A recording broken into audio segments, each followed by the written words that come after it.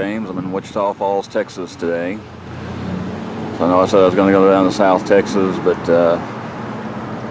due to illness and a couple other things, I decided to put that off for a little bit. So I decided to come to Wichita Falls.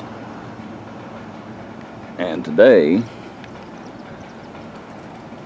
I wanted to show you one of the more peculiar old sites that Wichita Falls has to offer. That's Big Blue over there, but that's not what I'm talking about. I can swing around here. We're going to go down LaSalle Street. And LaSalle Street kind of looks like an alley, but it actually is a street. And in the early part of the 20th century, they had the big oil boom here. And Wichita Falls went from a town of about 8,000 people in 1912 or around in there, and by 1918 they were pushing 40,000 people. Now, obviously they weren't ready for that big of a population boom. So with this oil boom going on, there were people that were literally doing their business out of makeshift tents. They didn't have the office or building space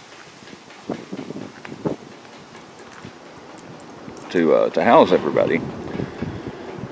And among them was a man named J.D. McMahon, and he was an engineer from Philadelphia, Pennsylvania. J.D. McMahon ran an oil rig construction business, and he had an office in the Newby building, which is this building right here. And in 1918, or 1919 rather, J.D. McMahon gathered some investors, and he told them he would build a 4-story office building, and then laid out the blueprints for them. And of course, investors were really excited about this, especially the ones that were local and were from Wichita Falls anyway. I hope I'm not getting my finger in front of that. They looked at the blueprints, got really excited, and in no time at all, they had $200,000 collected from investors. I just kind of give you a look around Wichita Falls a little bit. And $200,000 in 1919, that's roughly the equivalent of about $3 million today, to give you an idea. Well, they figured out pretty quick the building he was giving them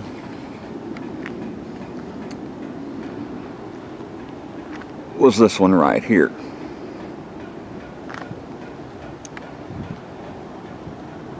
Now, this is not part of the building.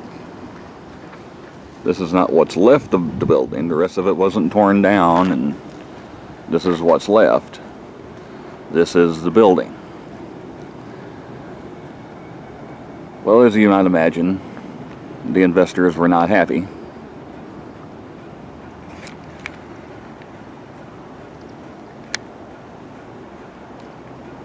And they sued Mr. McMahon. Well, he won the lawsuit, because all that Mr. McMahon, all J.D. McMahon had promised verbally was a 4-story office building, and then laid out the blueprints. And the blueprints, I guess in their excitement, all the investors looked at these blueprints and never noticed that everything was marked in inches rather than feet.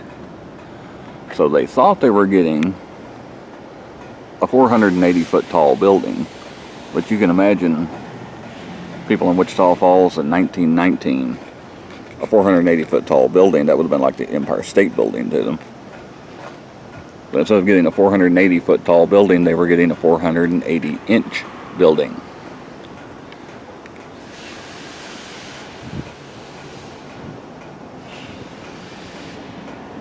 The only thing that on the blueprints that he could not do was he actually had an elevator on the blueprints. Well, when the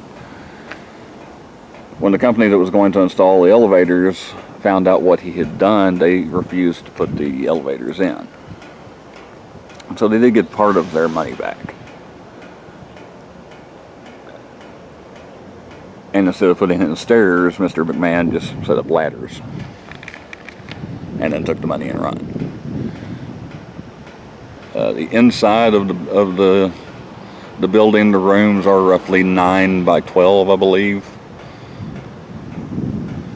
And that's what they paid $200,000 for. It was actually gutted by a fire at one time. And this is what I've been trying to avoid. You can see here it has earned the nickname the world's littlest skyscraper. Some people say that it was Ripley's Believe It or Not that actually dubbed it that in a newspaper article in the 1920s, but nobody's ever been able to find the article. But somewhere along the way, somebody just called it the world's littlest skyscraper. I say it was gutted by a fire at one point. It's been set to be demolished several times over the years, but it's avoided it. And I guess it's a good thing, because it's a neat little tourist attraction here in Wichita Falls, and just a quirky little piece of history. And there are other things. Of course, it's on LaSalle Street. I believe it is actually the only building on LaSalle Street with a LaSalle address. Because I don't think it runs from 7th Street to 8th Street. I don't think that down there is actually considered part of LaSalle. Once you cross over 8th Street down there, I don't think that's LaSalle Street. So I think it's the world's littlest skyscraper on what might be the world's littlest street too.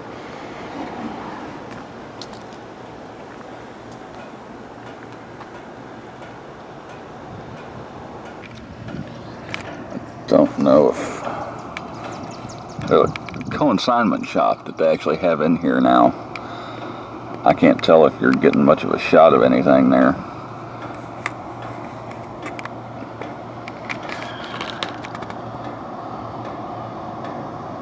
I won't know until I get home if this is, but hopefully you can see in there, and yeah, I think that's a pretty decent shot. You can see how small the room actually is. Like I say, it's that way on every floor.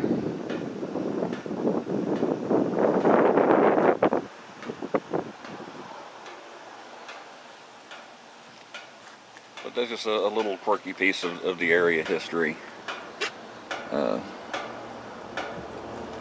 Since I was able to go down to South Texas, I thought, well, I'll come here and show everybody a big con that led to a little building.